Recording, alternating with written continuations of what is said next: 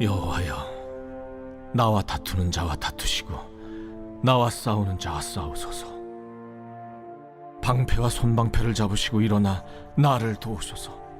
창을 빼사 나를 쫓는 자의 길을 막으시고 또 내 영혼에게 나는 내 구원이라 이루소서. 내 생명을 찾는 자들이 부끄러워 수치를 당하게 하시며 나를 상해하려 하는 자들이 물러가 낭패를 당하게 하소서. 그들을 바람 앞에 겨와 같게 하시고 여호와의 천사가 그들을 몰아내게 하소서. 그들의 길을 어둡고 미끄럽게 하시며 여호와의 천사가 그들을 뒤쫓게 하소서. 그들이 까닭없이 나를 잡으려고 그들의 그물을 웅덩이에 숨기며 까닭없이 내 생명을 해하려고 함정을 팠사오니 멸망이 순식간에 그에게 닥치게 하시며 그가 숨긴 그물에 자기가 잡히게 하시며 멸망 중에 떨어지게 하소서. 내 영혼이 여호와를 즐거워하며 그의 구원을 기뻐하리로다. 내 모든 뼈가 이르기를 여호와와 같은 이가 누구냐? 그는 가난한 자를 그보다 강한 자에게서 건지시고 가난하고 궁핍한 자를 노력하는 자에게서 건지시는 이라 하리로다. 불의한 증인들이 일어나서 내가 알지 못하는 일로 내게 질문하며 내게 선을 악으로 갚아 나의 영혼을 외롭게 하나? 나는 그들이 병들었을 때 굵은 베옷을 입으며 금식하여 내 영혼을 괴롭게 하였더니 내 기도가 내 품으로 돌아왔도다. 내가 나의 친구와 형제에게 행함같이 그들에게 행하였으며 내가 몸을 굽히고 슬퍼하기를 어머니를 곡함같이 하였도다. 그러나 내가 넘어짐에 그들이 기뻐하여 서로 모이며 불량배가 내가 알지 못하는 중에 모여서 나를 치며 찢기를 맞이 아니하도다. 그들은 연회에서 망령되이 조롱하는 자같이 나를 향하여 그들의 일을 갈도다. 주여, 어느 때까지 관망하시려 하나이까? 내 영혼을 저 멸망자에게서 구원하시며 내 유일한 것을 사자들에게서 건지소서. 내가 대회 중에서 주께 감사하며 많은 백성 중에서 주를 찬송하리이다. 할렐루야! 레인보우 아침 묵상에 오신 모든 천안침례교회 성도님들을 환영합니다. 저는 어린이부를 섬기고 있는 주왕이 한창조 전도사입니다. 하나님께서 성도님들의 삶을 인도하시고 살피시고 보호하십니다. 날씨가 또 점점 추워지는데 성도님들 감기 조심하시고 오늘 하루도 하나님께서 주시는 은혜로 충만한 하루 되시기를 소망합니다. 태풍이 분다고 하면 사람들은 태풍에 입을 피해를 대비해서 여러 준비를 하고 걱정도 합니다. 실제로 그 태풍으로 인한 커다란 피해가 우리들에게 찾아오기도 하지요. 그러나 바닷속에 사는 물고기들은 태풍이 불면 어떨까요? 그 풍랑에 휩쓸려서 죽게 될까요? 아닙니다. 태풍이 불면 해수면에 사는 물고기들은 완전 파티예요. 잔치를 하게 됩니다. 태풍으로 인해서 저 밑에 해저에 있는 차갑고 풍부한 영양분이 해수면으로 올라오기 때문입니다. 오히려 그 태풍을 통해 물고기들은 더 좋은 것을 얻게 됩니다. 생태계에서 태풍과 같은 교란도 적당한 빈도로 필요합니다. 삶을 살다 보면 항상 좋을 때만 있으면 좋겠지만 그렇던가요? 아니죠. 좋을 때도 있고 힘들 때도 있습니다. 우리는 늘 좋을 때만 기다리지만 좋은 때가 지속되는 것이 꼭 좋은 것만은 아닙니다. 매일 맑은 날만 계속된다면 세상은 사막이 되고 말겠죠. 오늘 본문 시편을 쓴 다윗도 악인들로부터 이유 없이 부당하게 공격을 받는 상황에 놓여 있는 모습입니다. 신앙생활을 하는 저희들에게도 얼마든지 이처럼 억울한 상황을 겪게 되는데요. 오늘 말씀을 통해서 나눌 두 가지를 꼭 기억하시기를 소망합니다. 첫 번째는 성도는 나의 유익보다 남의 유익을 먼저 구하는 사람이 되어야 합니다.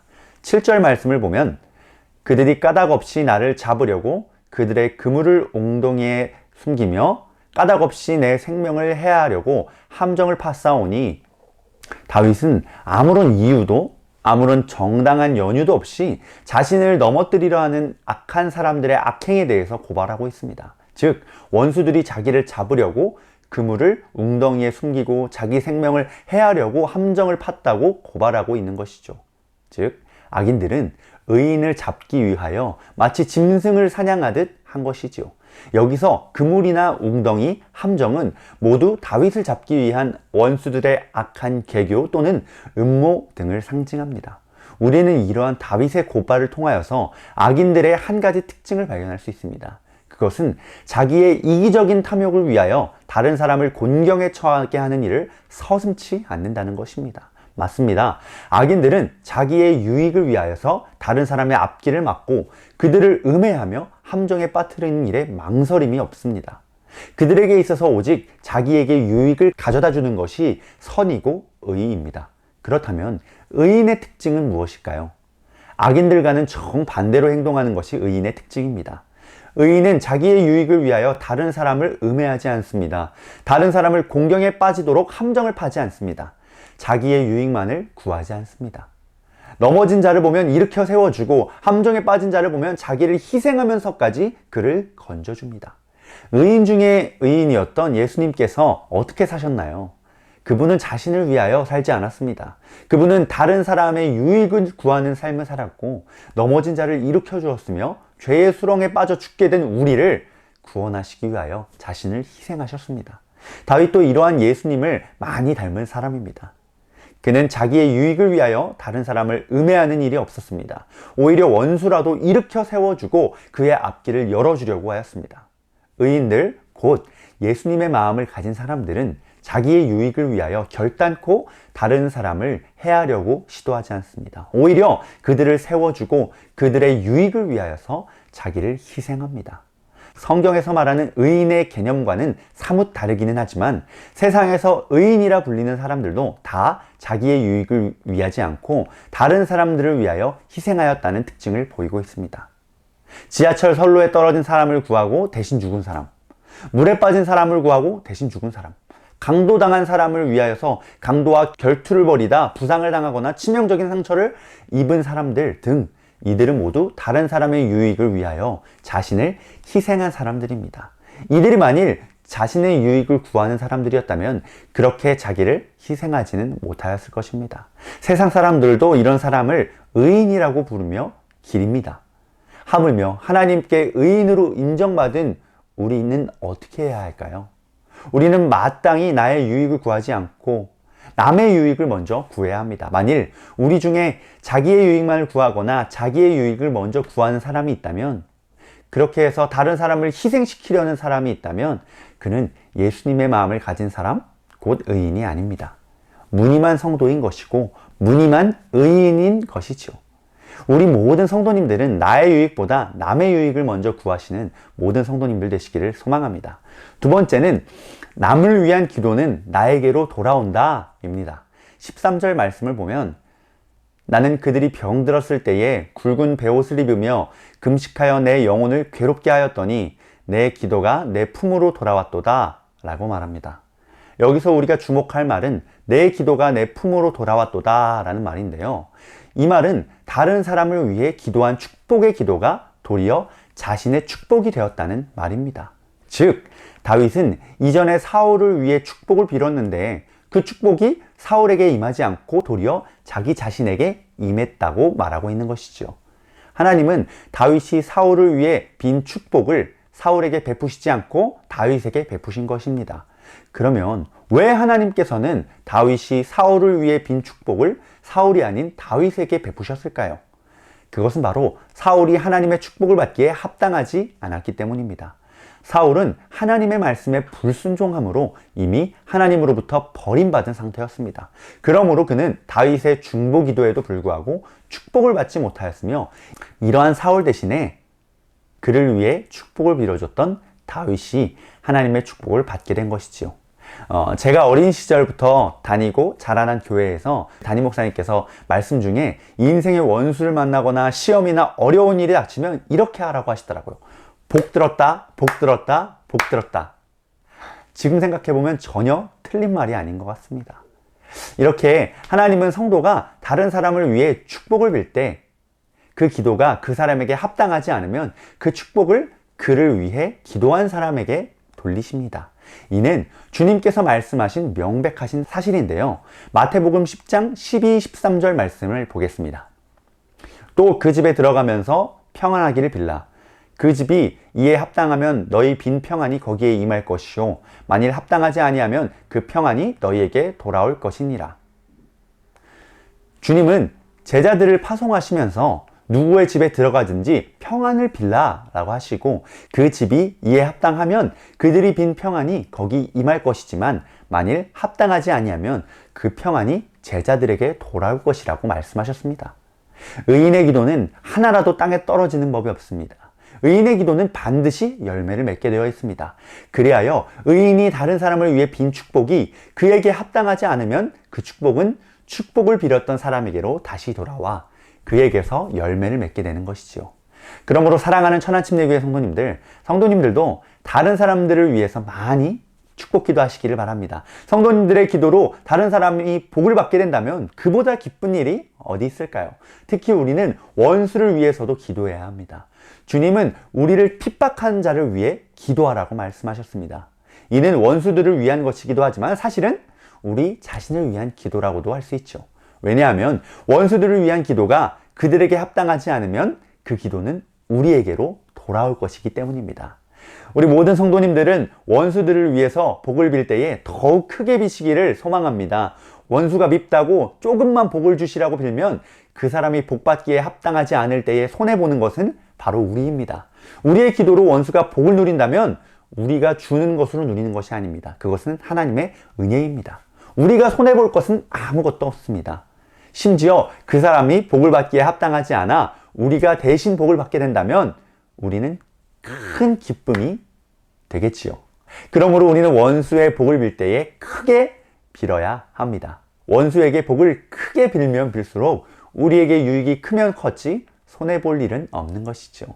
사랑하는 천안침례교회 성도 여러분, 다윗처럼 인생의 어려운 상황을 맞이하게 됐을 때, 태풍을 만나고 원수를 만나게 되었을 때에 오늘 함께 나눈 이 두 가지를 꼭 기억하시기를 바랍니다.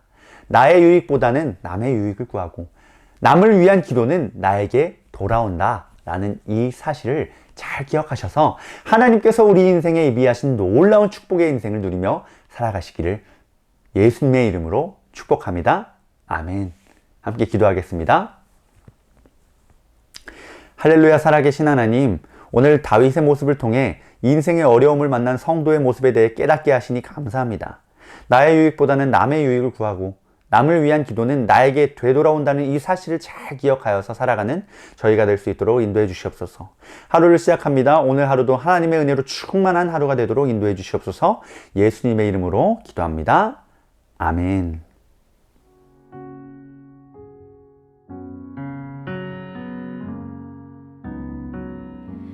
모든 것 아시는 주님, 나의 맘의 연약함 보시고 부족한 그 모습대로 주님 마음에 새겨주시네.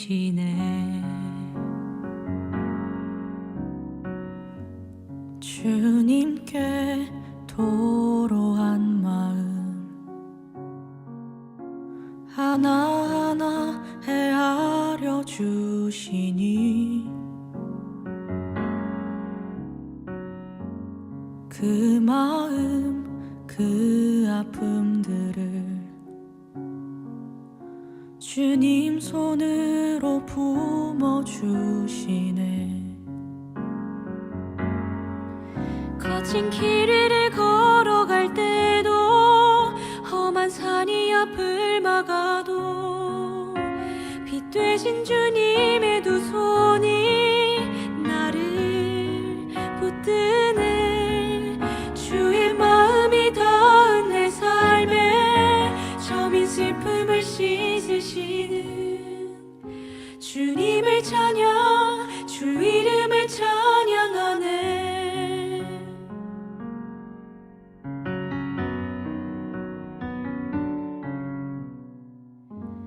주님께 도로한 마음 하나하나 헤아려 주시니